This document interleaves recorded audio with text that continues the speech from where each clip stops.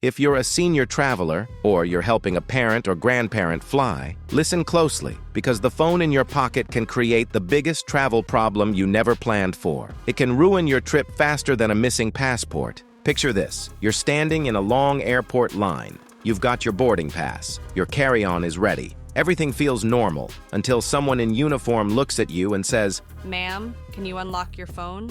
And at that moment, your stomach drops. Suddenly, your entire life is sitting in their hands. Because for seniors especially, that phone isn't just a device. It's family photos, private messages, medical information, banking alerts, travel documents, everything. Here's the part most people don't understand. When you hear TSA is checking phones, the real story is usually not TSA.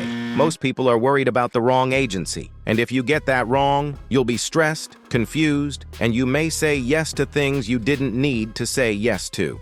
Going into 2026, expect more digital scrutiny. With the current Trump-era immigration crackdown, officials are pushing proposals that expand traveler vetting, especially around social media and identity checks. And the moment you hear the phrase national security, understand border authority is broader, and inspections can get more intense. The best defense isn't panic, it's preparation and a clean travel setup. Welcome on board Fast Track Flyer. In the next 10 minutes, I'm going to give you a simple step-by-step plan that helps seniors travel with less risk and less stress, without panic, without paranoia, and without doing anything shady. And stay to the end, because I'll give you 2 calm sentences you can say if you ever get pressured at the airport. Quick question. Are you traveling domestically inside the U.S. or entering the U.S. from another country? Drop domestic or international in the comments, because the rules are totally different. Fact number 1, the big myth. TSA versus CBP.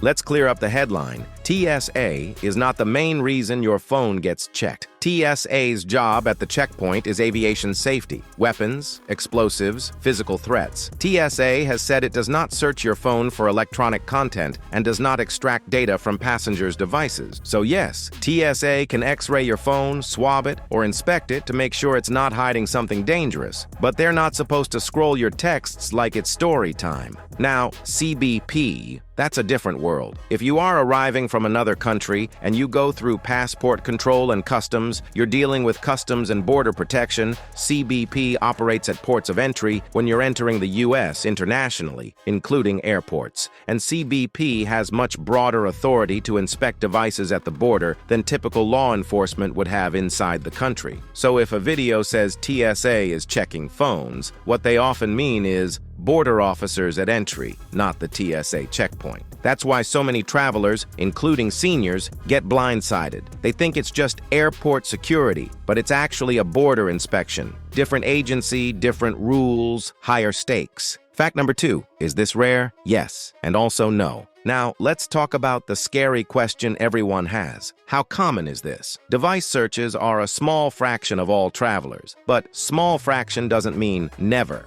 It still adds up to tens of thousands of device inspections in a year. And here's what matters for you. You don't have to be a criminal or suspicious or on a list to have a stressful experience. A lot of people who get pulled into extra screening are ordinary travelers who simply got selected or whose phone content looked confusing out of context. And the trend has been going up. Reports based on newly published CBP figures say there were about 55,424 device searches in 2025, up from roughly 47,000 in 2024. In a minute, I'll show you the senior travel phone setup that makes an inspection far less scary, even if it happens. So what does a phone inspection actually mean? CBP generally describes 2 types of device searches. 1, basic manual search. That's the classic scrolling type, looking through content on an unlocked device. 2, advanced/forensic search. That's when officers connect external equipment, wired or wireless, to review, copy, or analyze the contents. And here's an important policy detail. Advanced searches are tied to reasonable suspicion or a national security concern and supervisory approval. Also, policy discussions often note CBP focuses on data stored locally on the device, not cloud-only content. so putting your phone in airplane mode before handing it over is commonly recommended. Fact number 3. Why seniors get hit harder. Seniors tend to carry more on their phones. Years of photos, family group chats, scanned IDs, insurance cards, medication lists. And that's beautiful. But it also means more stuff that can be misunderstood out of context. A meme your grandkids sent, a joke in a group chat, a blurry photo taken near the wrong building on a vacation 10 years ago. And in today's climate, phone content has become a flashpoint in public stories, like the March 2025 case where France said a scientist was denied U.S. entry amid claims his phone messages were examined. U.S. officials disputed political motivation, or cases where travelers claim phone content played a role while authorities dispute the traveler's version of events. So no, this is not about being guilty. It's about reducing confusion, reducing exposure, and staying calm. Tip number 1, the senior travel phone setup. Practical, calm, no panic. Okay, this is the part to screenshot. Step 1. 2 weeks before travel, back up, then simplify. Do a full backup, iCloud/Google Drive/secure backup. Then decide what you truly need on the trip. Step 2. Create a travel home screen.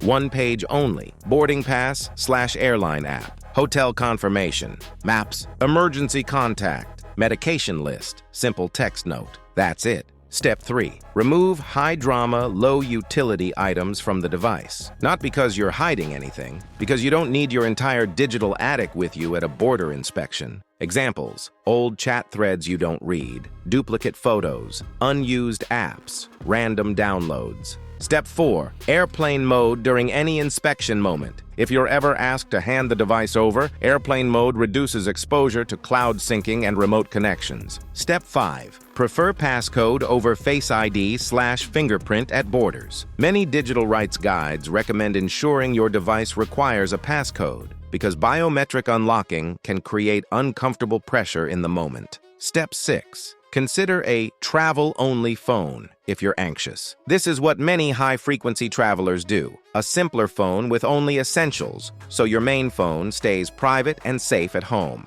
Tip number 2. If an officer asks to see your phone, what to do and what not to do. First, identify who you're dealing with. TSA checkpoint, domestic screening. They screen for physical threats. TSA has said it does not search content. CBP at entry, broader authority, different stakes. Now, here are the 2 calm sentences I promised. 1.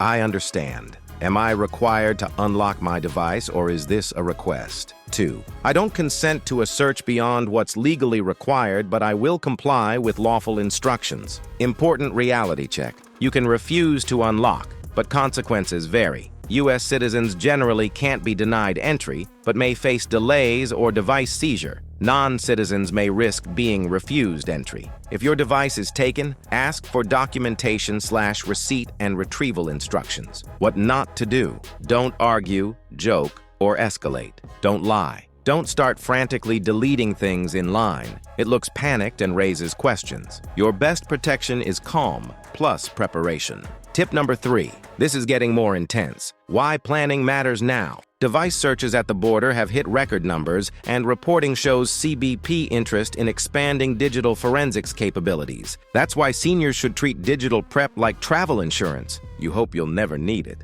but you'll be grateful you did it. Reality check. 2026 plus national security. Now here's why this matters even more going into 2026. Under President Trump's current immigration crackdown, the direction is clearly toward more digital vetting, not less. In fact, U.S. officials have proposed expanding what travelers must disclose, like collecting years of social media history for certain visitors before they even board a flight. Now, proposals can change and timelines can shift, but the message is obvious. The system is moving toward more screening, more data, and more scrutiny. And here's the key word you'll hear again and again: national security. When an officer frames something as national security, the tone changes, because border rules are different. Under CBP policy, a national security concern can justify more intensive examination steps, including advanced searches in certain situations. So whether you agree with the politics or not, the practical takeaway is the same.